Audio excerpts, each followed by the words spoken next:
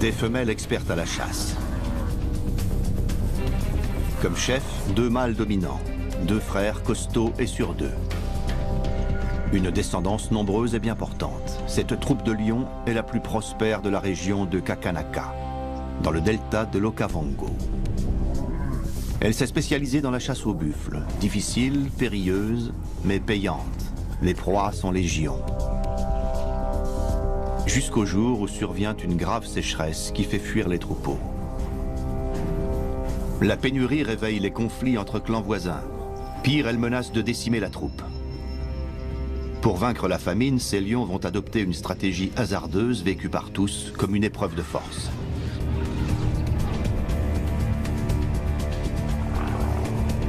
À la guerre comme à la guerre est désormais la devise du clan de Kakanaka.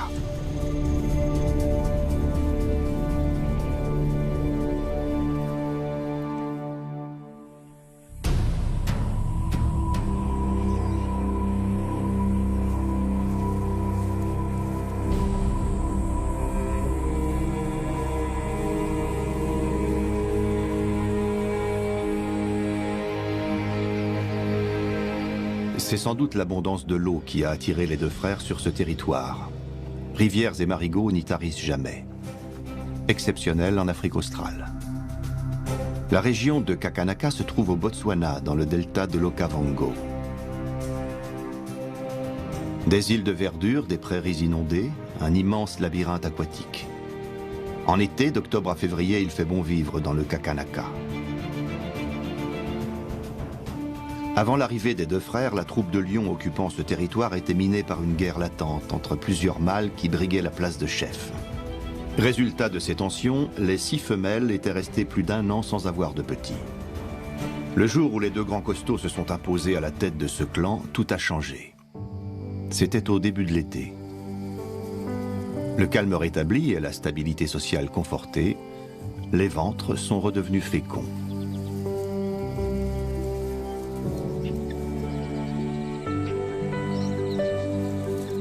En décembre, 2 des femelles engendraient 5 lionceaux. 3 mois plus tard, 3 autres lionnes donnaient à la troupe 8 petits.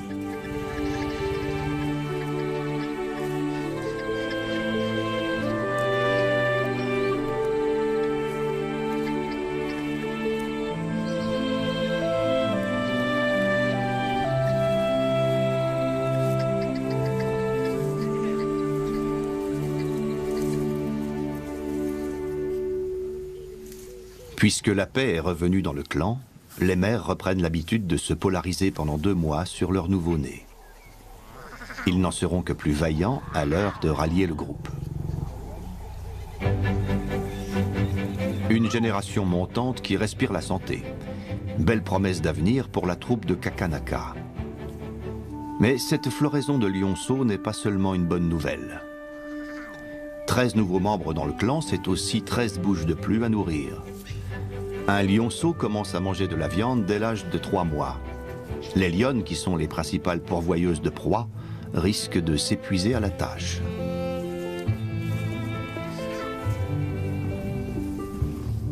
Après la sécurité du giron maternel, c'est la découverte de la communauté, avec ces grandes figures protectrices que sont les 2 chefs, les 2 pères.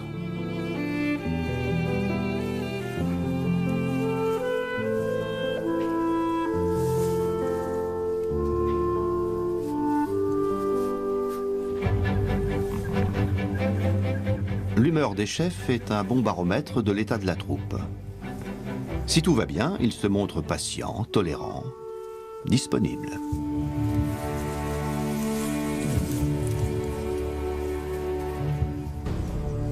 Disponibles, on comprend pourquoi en observant les lionnes. Ce sont elles qui organisent et mènent la chasse. Les grands mâles ne les rejoignent que si la mise à mort s'avère trop difficile.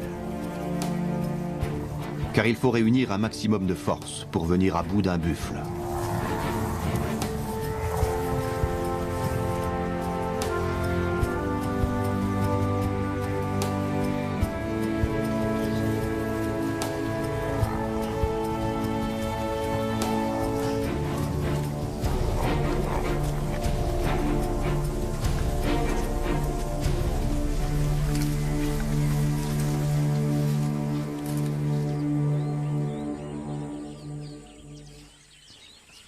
En été, dans ce coin de l'Okavango, l'herbe est dense, drue à souhait. Et monopolisée, dirait-on, par les buffles du Cap. D'énormes troupeaux de 300 à 400 têtes.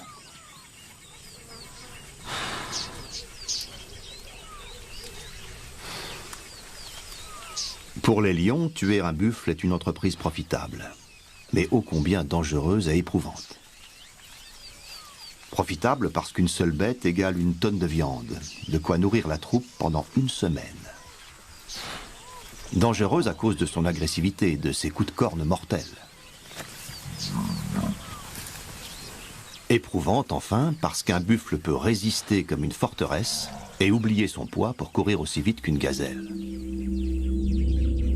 Malgré tout, les 6 lionnes de la troupe de Kakanaka n'ont pas leur pareil pour abattre un buffle. Question d'organisation. Elles opèrent à la façon d'un commando. D'abord, isoler un individu.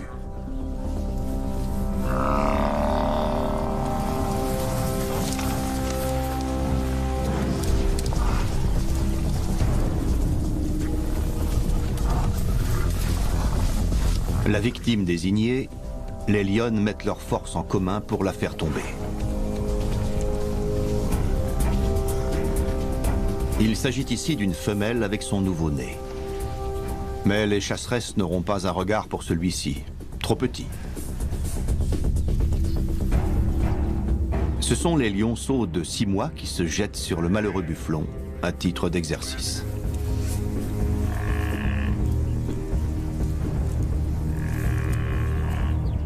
Chaque nouvelle occasion de tuer une proie est un pas de plus vers l'indépendance.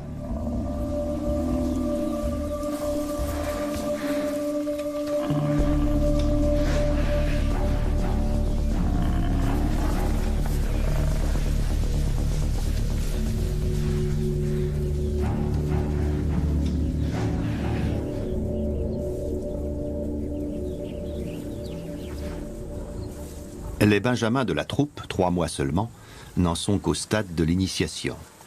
Bien trop jeunes pour participer à la chasse, mais admis à la curée.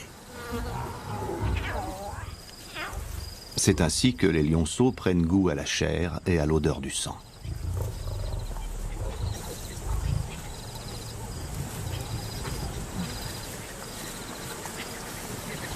Les adultes et les lionceaux mangeant ensemble, c'est plutôt inhabituel. Les repas sont normalement régis par un strict protocole. Priorité aux mâles, puis aux femelles adultes, et ainsi de suite jusqu'aux tout petits conviés à la fin du festin. C'est sans doute l'abondance de nourriture qui rend les mâles plus accommodants. Mais il faut tout de même savoir jusqu'où aller trop loin. Ça aussi, ça s'apprend.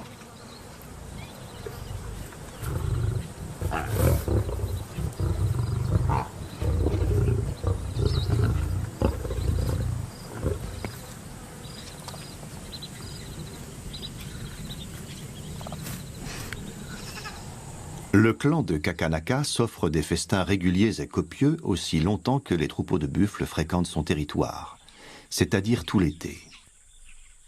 Mais lorsque l'hiver s'installe, que les pluies se raréfient, les lions ne sont plus assurés de rien.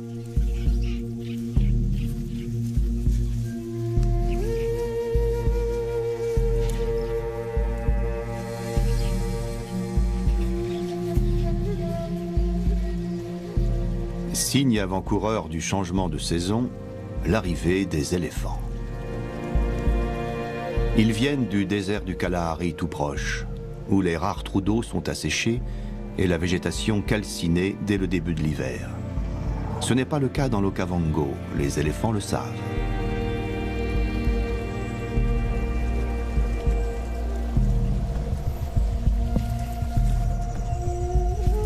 100 à 200 litres chaque jour, c'est le volume d'eau nécessaire à un éléphant adulte.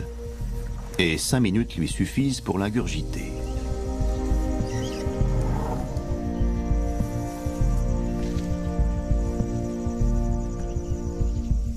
Ils s'accommodent plus ou moins du manque de nourriture.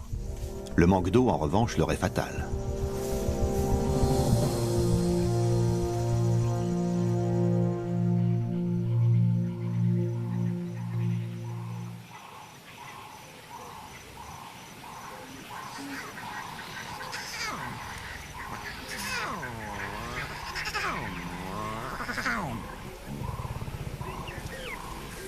La troupe de Kakanaka peut vivre encore quelque temps sur ses réserves. D'ailleurs, les longues heures de repos ne sont-elles pas faites pour économiser de l'énergie? Les lionceaux ne l'entendent pas de cette oreille. Pour eux, la sieste est le moment où l'on peut jouer avec la famille au grand complet. Ce rassemblement est le plus amusant des terrains d'aventure.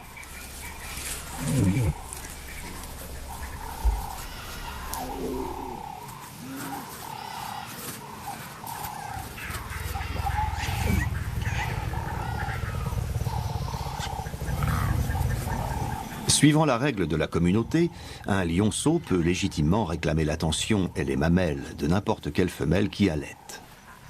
Mais 13 bouches aux dents pointues qui vous sollicitent sans arrêt, c'est exaspérant à la fin.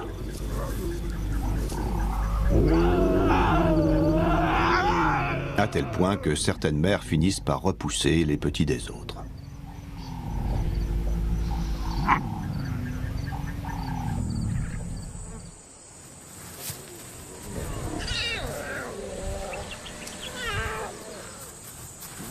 L'hiver avance et l'appétit des jeunes va grandissant.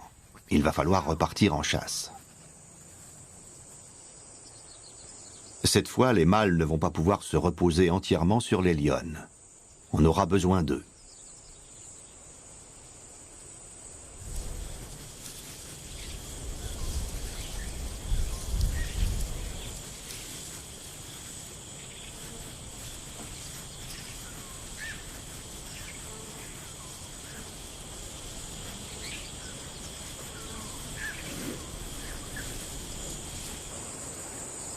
À force d'affiner leur tactique, de l'éprouver, de gagner chaque fois en efficacité, les lions de Kakanaka ont fini par se cantonner à la chasse aux buffles, la plus rentable. S'ils voulaient s'en prendre aux girafes, il leur faudrait inventer d'autres méthodes. De leurs yeux perchés à 4 mètres du sol, les girafes repèrent les prédateurs de très loin. Et elles sont plus alertes que les buffles. Elles n'ont pas de cornes redoutables, mais d'un seul coup de sabot peuvent éventrer un lion. Restons-en donc aux buffles, se disent les lions, et concentrons-nous sur eux tant qu'il y en a.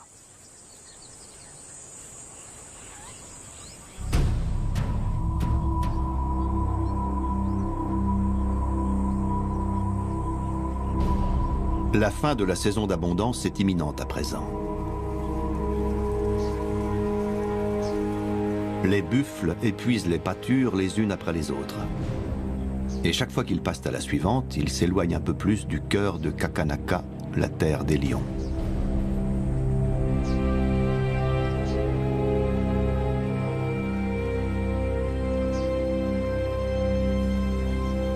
Il a été décidé ce matin de suivre un troupeau pour tenter un assaut.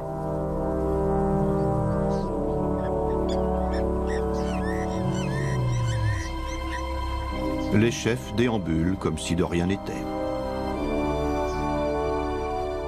Les femelles et les jeunes sont tout près, mais ne se montrent pas. Dans leur lente progression, les buffles ne voient jamais plus d'un ou deux lions ensemble, ne s'alarment donc pas, ne soupçonnant rien la menace qui couve.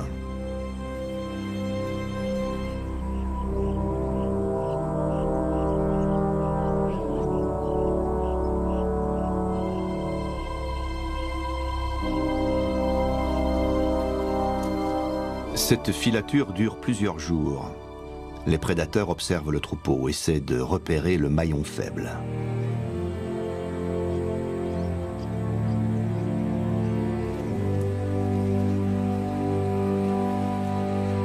Enfin, une opportunité se présente.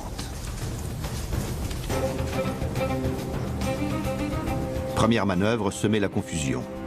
Un mâle et une femelle poursuivent au hasard quelques individus, ce qui a pour effet de fragmenter le troupeau.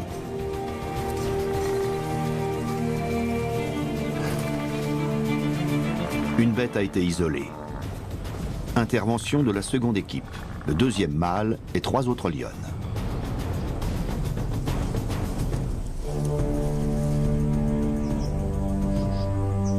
Pour résister à celui qui veut l'égorger, le buffle bande au maximum les muscles de son encolure.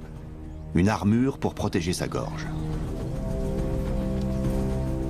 Les lionnes, de leur côté, cherchent des dents la moelle épinière pour la sectionner.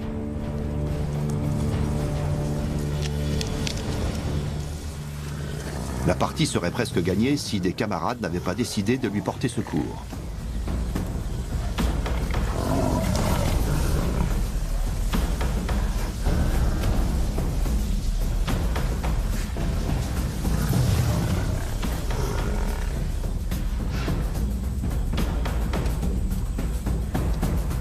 Ils lèchent le buffle blessé comme pour l'encourager à se relever et forment une barrière entre les prédateurs et lui.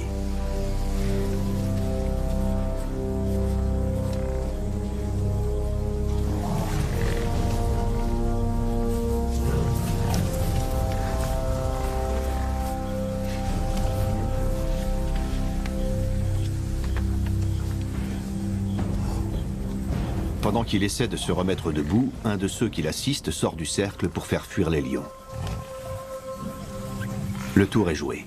Enfin sur ses pattes, le blessé disparaît dans le troupeau. Une victoire pour les buffles. Une victoire qui semble leur donner des ailes. Pour fuir, mettre autant de distance que possible entre eux et la redoutable troupe de Kakanaka.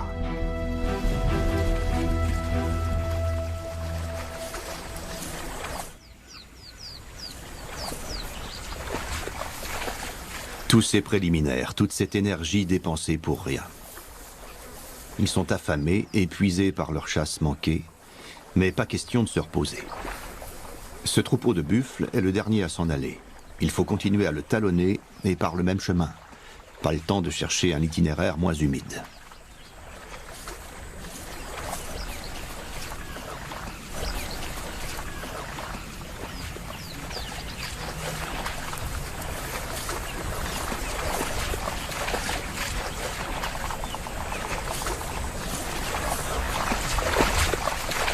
Le gymkhana n'amuse pas du tout les lionceaux, d'autant qu'ils n'ont rien mangé depuis plusieurs jours. Les plus petits ne tiendront pas le rythme bien longtemps. Et le pire est à venir.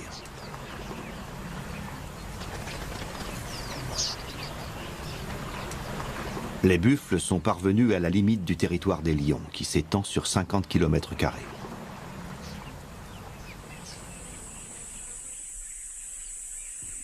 C'est le milieu de l'hiver maintenant.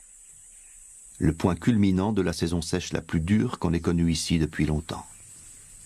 Dans leur inlassable quête d'herbes grasses, les buffles vont pousser encore plus loin.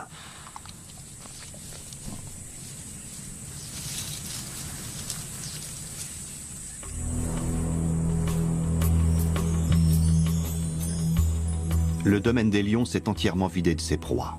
Une terrible hémorragie. Il reste quoi, quelques dizaines de buffles peut-être aux confins de leur territoire. Curieusement, ils semblent moins déterminés à avancer coûte que coûte et font des pauses de plus en plus longues. Les petits n'en sont pas fâchés.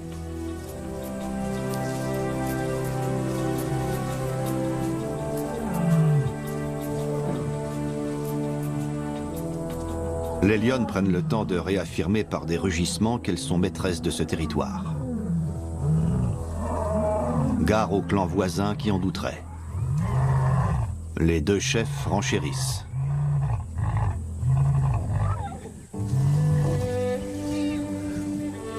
Les 5 mères consacrent beaucoup d'attention à leurs lionceaux. Leur ardeur à poursuivre les buffles s'est brusquement éteinte. Pour quelle raison? La voici la raison, tapis dans les hautes herbes. 2 nouveau-nés mis au monde par la 6e lionne. Il fallait bien attendre.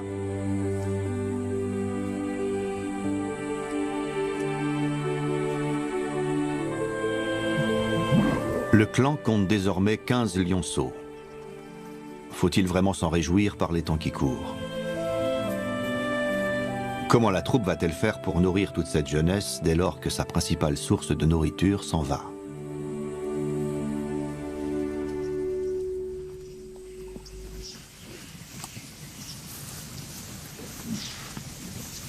Les éléphants arrivent toujours plus nombreux du désert du Kalahari, où la sécheresse a avalé le moindre marigot.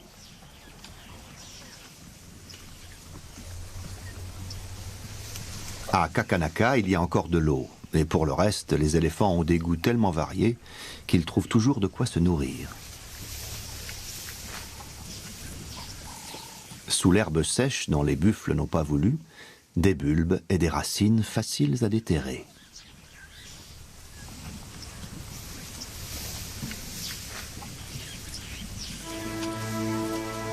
À la lisière du delta, on assiste à cette étrange chassé-croisée des éléphants et des buffles.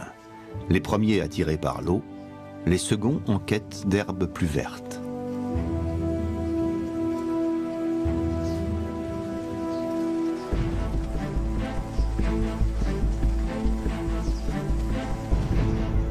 Les troupeaux créent eux-mêmes ce paysage fantôme en soulevant la poussière de leurs 1000 sabots. Ici, les prairies ne reverdiront qu'à la prochaine saison des pluies.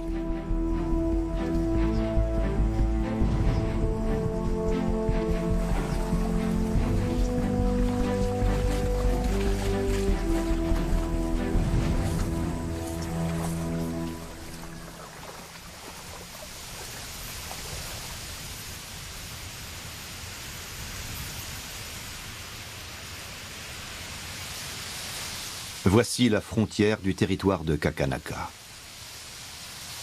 Zone limitrophe invisible. Seules des marques odorantes la jalonnent, qui doivent empêcher les lions de la franchir, car de l'autre côté règne un autre clan.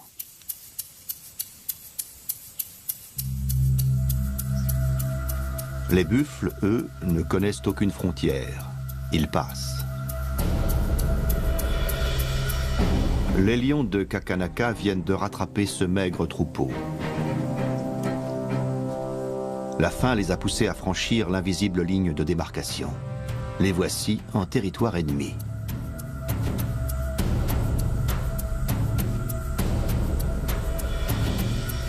Ils sont très vite repérés par l'autre clan. La doyenne des Kakanaka semble évaluer le danger de la situation. Et mine de rien, l'un des deux frères se tient prêt à attaquer le cas échéant.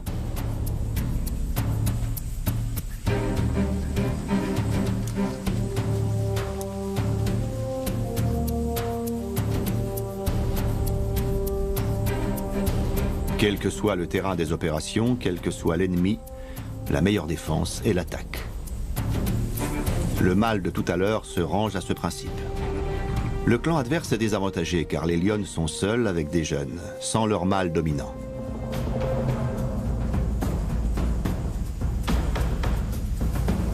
Elles préfèrent battre en retraite. Leur repli incite le mâle à pousser un cran plus loin. Et voilà la troupe pourchassée sur son propre territoire.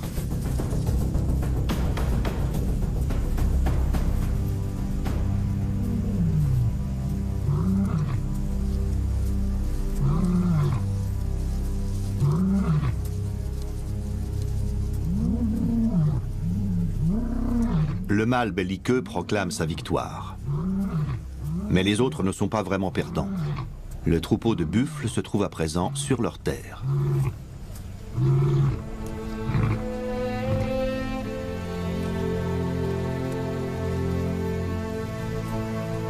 Le clan de Kakanaka reprend finalement le chemin de son domaine. C'est bien beau de faire les braves en territoire ennemi, mais c'est aussi mettre inutilement les lionceaux en danger.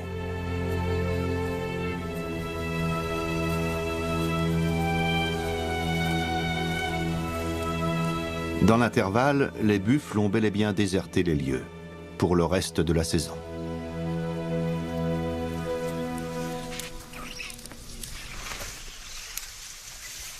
Les éléphants n'en auront que plus d'espace pour vivre leurs amours au long des 4 mois à venir.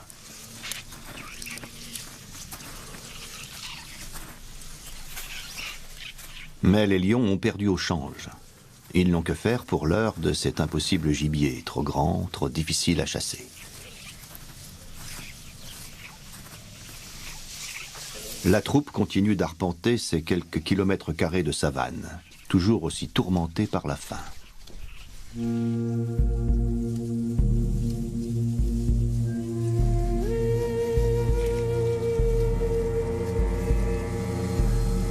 Les éléphants se déplacent eux aussi, cherchant avec leur apparente nonchalance les indispensables points d'eau.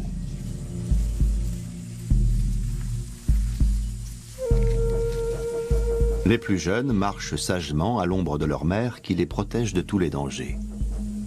Une surveillance minutieuse dont l'éléphanteau bénéficie pendant plus de 4 ans.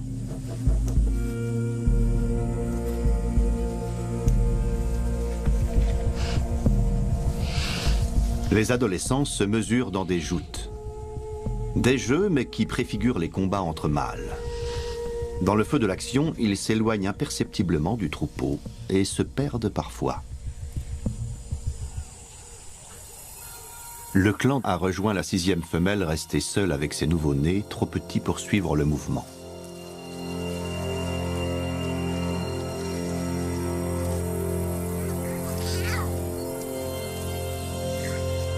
Maintenant, ils ont 2 mois, l'âge d'être présentés à leur père.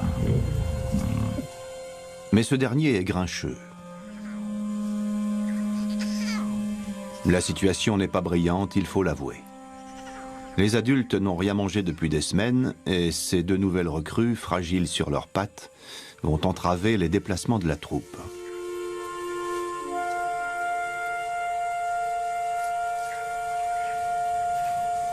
Les plus grands commencent à montrer des signes de faiblesse. Il est temps de repartir en quête de nourriture. Et comme toujours, ce sont les femelles qui en prennent l'initiative.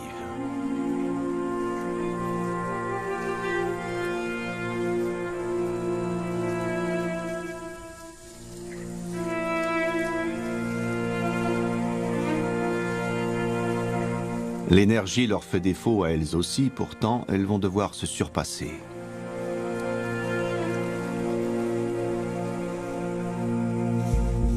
Que reste-t-il sur leur territoire comme gibier susceptible de rassasier une quinzaine de lions? Rien. Sinon cette proie jugée inaccessible. Les lions commencent à regarder les éléphants d'un œil plus intéressé et déjà presque calculateur.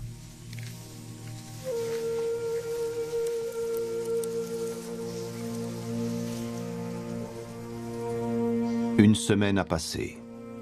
Des petits et des adolescents, fatigués, anémiés, incapables de suivre les chasseresses, attendent.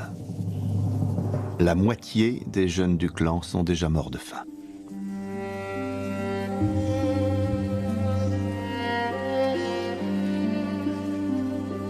Le retour d'un adulte réveille toujours l'espoir du repas tant attendu. Mais souvent, leur mère ou leur tante n'a rien d'autre à leur donner que des marques d'affection.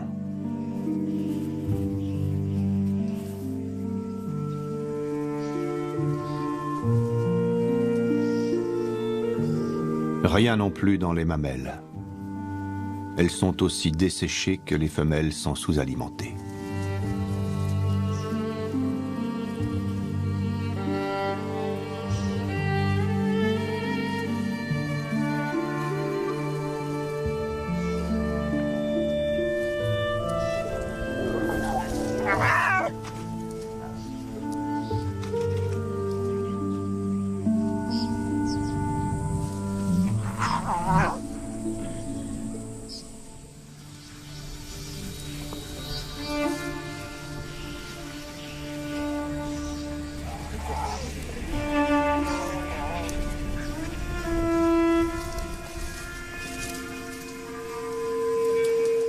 Seuls les plus vigoureux ont tenu encore une semaine. Mais incapables de se lever, ils semblent résignés à mourir de faim. Les lionnes, elles, ne s'avouent pas vaincues. Elles passent des heures à scruter l'horizon à la recherche d'une proie, fût-elle insignifiante. Mais elles ne voient encore et toujours que ces mêmes silhouettes géantes. Et les plus petites, les seules qu'elles puissent envisager d'attaquer, sont trop bien gardées.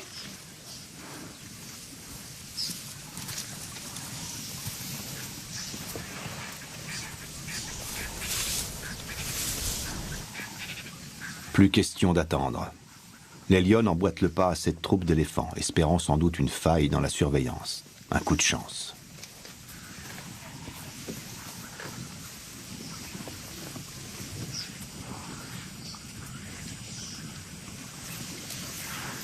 Prudentes, elles ont guetté l'occasion la plus sûre. Cette nouvelle stratégie pourrait être payante pour les lions. Auquel cas, elle coûtera atrocement cher à la cible choisie.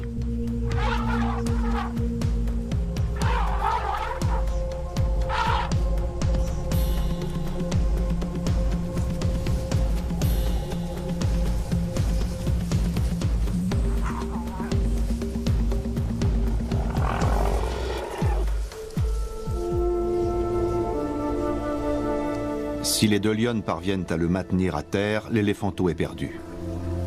Mais surtout, il va connaître une mort lente, effroyable.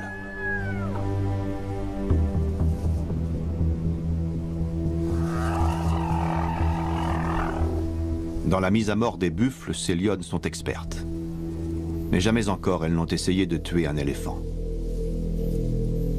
Leurs dents n'arrivent pas à transpercer sa peau. Et son cou est trop épais pour qu'elle puisse l'étrangler.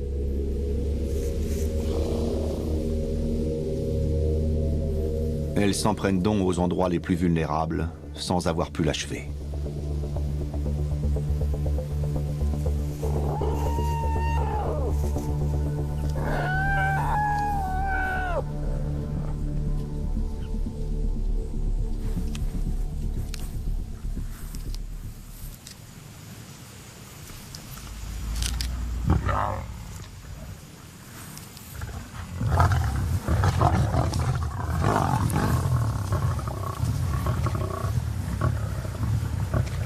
Il y a 2 fois plus de viande sur ce malheureux éléphanteau que sur un buffle adulte. De quoi remettre sur pied toute la troupe.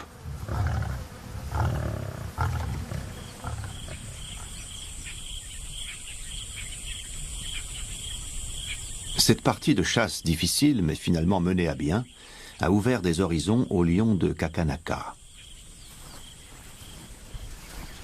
Puisqu'il n'y a plus que des éléphants à chasser sur leur territoire, ils vont perfectionner leur stratégie.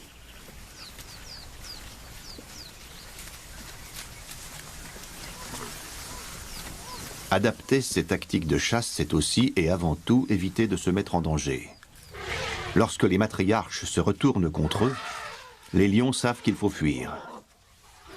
Dans la savane, nul n'est de taille à affronter un éléphant adulte.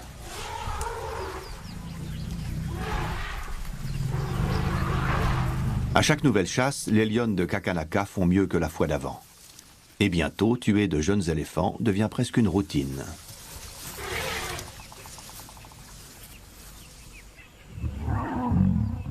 Avec ces festins continuels, ils commencent à faire des envieux. Les lions du clan voisin sont touchés à leur tour par la famine.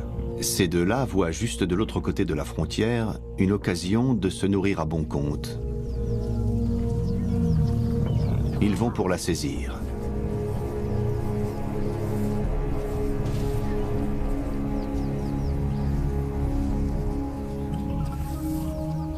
Réaction immédiate des Kakanaka.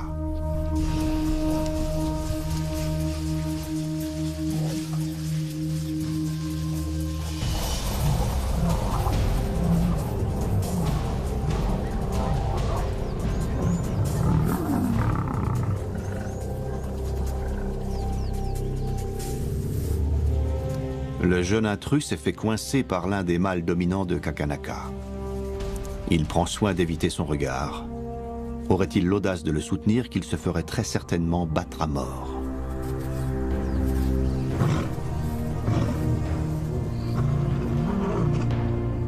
Et à présent, la posture de soumission.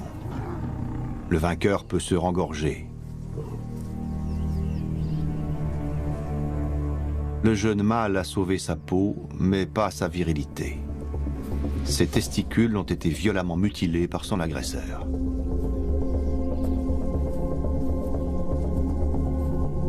Quant à la jeune femelle qui l'accompagnait, elle subit un autre genre de violence. Une sorte de droit de cuissage que s'arroge le second mâle dominant de Kakanaka.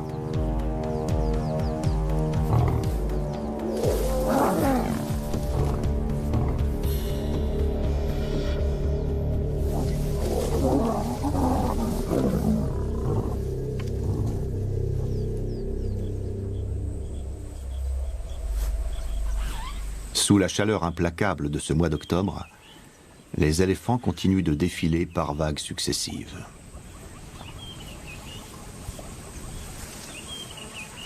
Pour eux aussi, l'hiver aura été rude.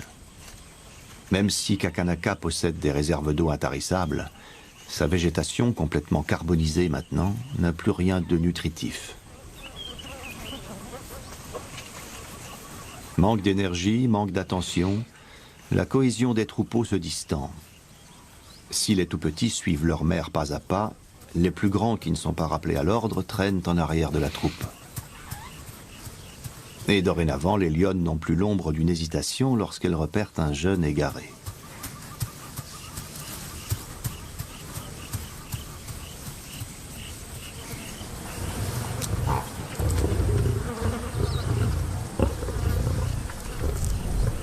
Réduit à la famine au milieu de l'hiver, le clan s'offre désormais des festins réguliers. Un éléphant par semaine. À ce rythme, ils tiendront sans problème jusqu'à l'été tout proche maintenant.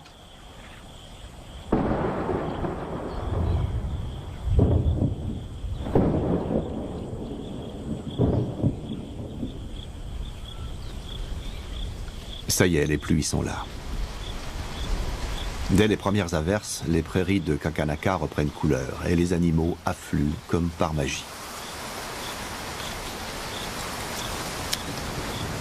Nouveau chassé-croisé. Cette fois, ce sont les éléphants qui partent vers leur quartier d'été, les plaines du Kalahari.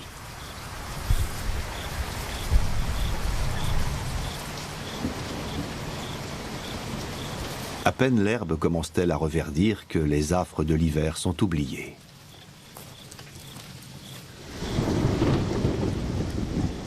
Le bilan de cette saison sèche, la pire que les lions aient connue ces dernières années, est très lourd.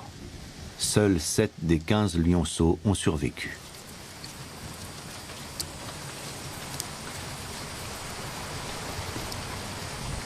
Mais le clan se tourne vers l'avenir et ses belles promesses,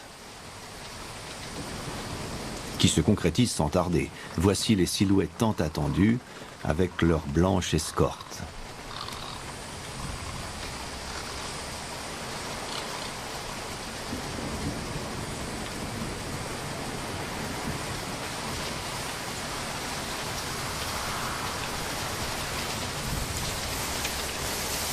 Les lions retrouvent enfin leur proie préférée.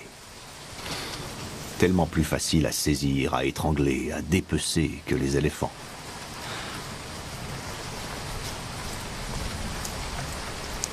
Recommence alors l'habituelle pantomime, à la fois jeu de stratégie et jeu de massacre.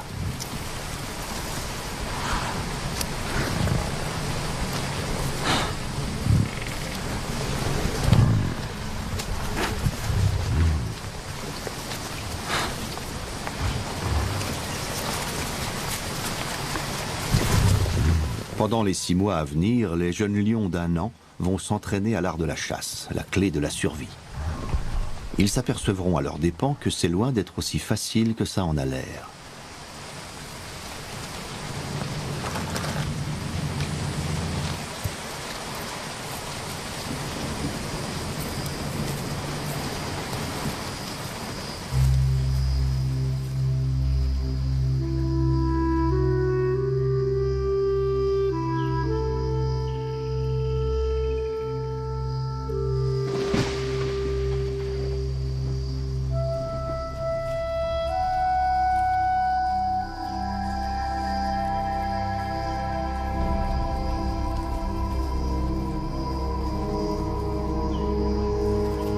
Est-ce d'avoir survécu à cet hiver si rude? Les jeunes de la troupe sont très sûrs d'eux. Trop sûrs d'eux. Foncer tête baissée dans un troupeau de buffles sans aucune expérience, c'est presque kamikaze. Un buffle qui charge n'est ni plus ni moins qu'un char d'assaut.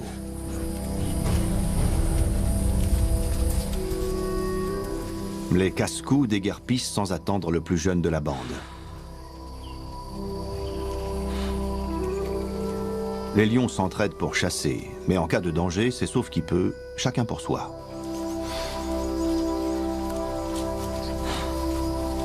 Il va devoir faire front seul.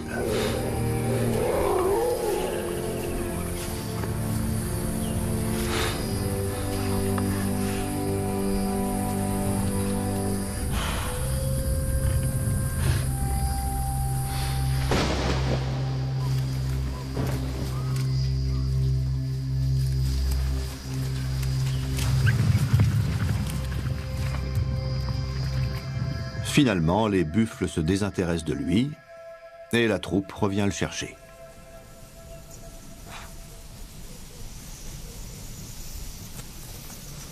En suivant l'exemple des adultes, en tirant les leçons de leur ratage et de leur succès, les novices finiront par devenir de très bons chasseurs.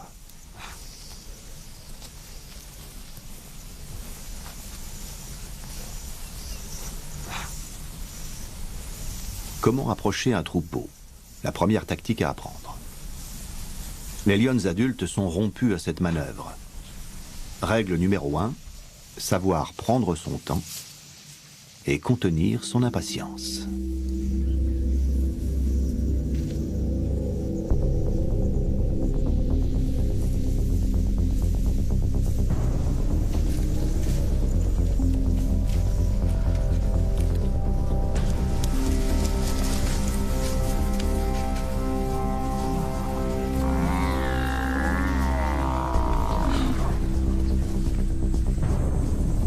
Règle numéro 2, attaquer systématiquement par derrière pour éviter les coups de corne et dès que possible entamer le cuir afin de sectionner la moelle épinière.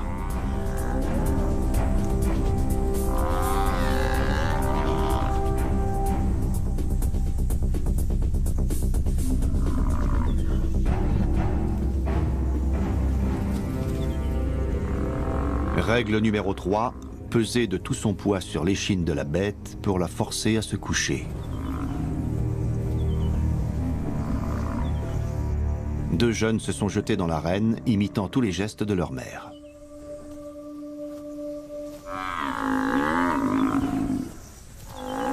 Et c'est gagné. En été, l'abondance de proies fournit aux apprentis bien des occasions de s'exercer. En 6 mois, ils auront appris à chasser par eux-mêmes. L'autonomie ne sera plus très loin.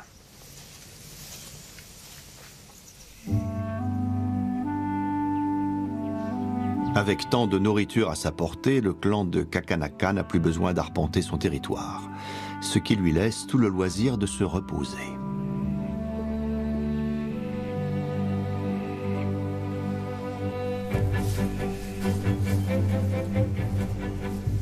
Un drôle d'intrus a réveillé quelques lionceaux. Une sorte d'artichaut géant mais impossible à effeuiller. C'est un pangolin. Une fois roulé en boule, le nez et les pattes rentrés sous les écailles dures comme de la corne, il est invulnérable.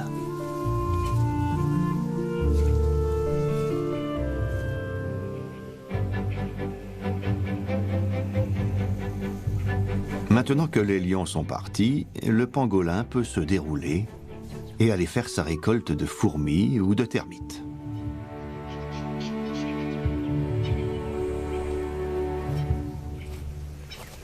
À la fin de la saison des pluies, les jeunes, pleins d'assurance et de fougue, sont admis dans toutes les parties de chasse. La troupe compte désormais 14 chasseurs et chasseresses. Une crinière encore discrète orne le cou des jeunes mâles.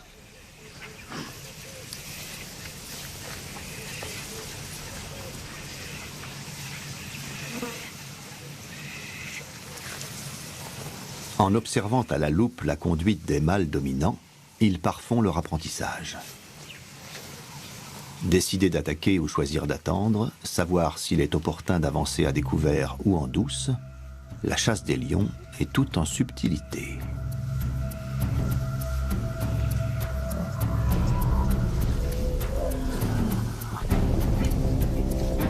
Ce matin, les deux frères lancent une attaque de front. Les apprentis sont à leur côté.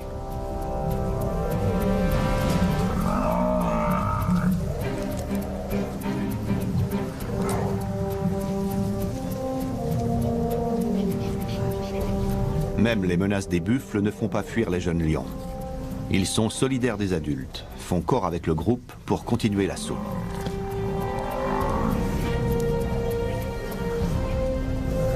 La victime qu'ils ont choisie a maintenant une patte cassée. En théorie, plus aucune chance de s'en sortir.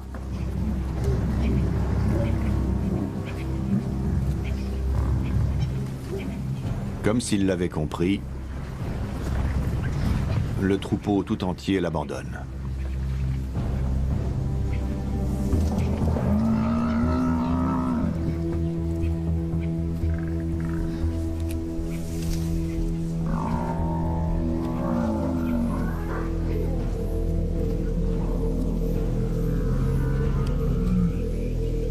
ce sont généralement les grands mâles qui tentent d'étouffer le buffle en lui bouchant les naseaux. Le but est évidemment de le tuer au plus vite pour qu'il cesse de se débattre. Mais celui-ci a une force de résistance inouïe. Il parvient à se maintenir debout malgré sa patte fracturée. Le troupeau revient en fin de compte. Curiosité ou solidarité, on ne sait pas, mais ils sont assez nombreux pour impressionner.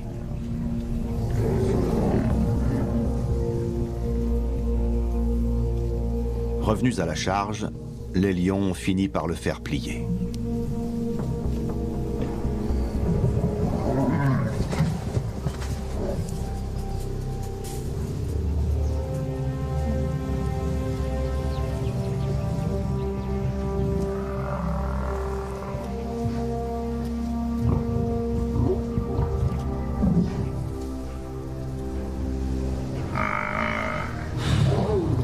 Un ultime effort pour se relever, terriblement dérisoire puisqu'ils sont 7 ou 8 à peser sur sa croupe pour l'en empêcher.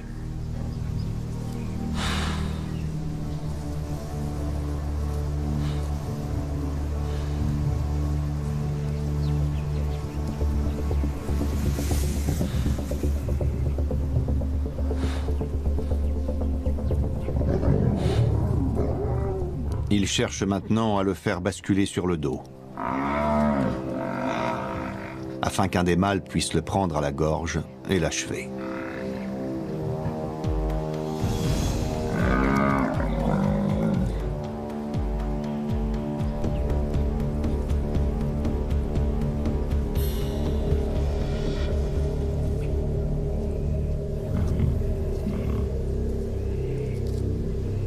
Ce fut la plus rude bataille de la saison, remportée par la troupe au grand complet.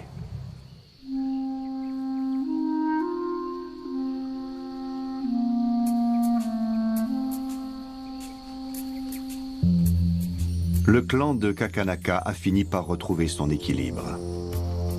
Avec ses 2 mâles vigoureux comme chefs de file, sa nombreuse descendance désormais active et sa force dans l'adversité, la troupe peut aller de l'avant. Dans l'une des pires crises de son existence, elle a trouvé la force de rebondir, d'inventer, de se surpasser. C'est bon signe. Restent les aléas du climat, les mauvaises surprises de la vie. Même dans l'Okavango, l'avenir est toujours incertain. Bientôt, les jeunes mâles franchiront un pas décisif.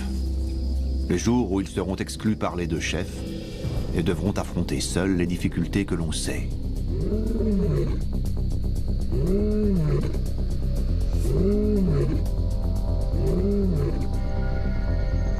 Ils ont vaillamment survécu à cette rude saison sèche et paraissent assez forts pour braver d'autres défis. Demain est un autre jour.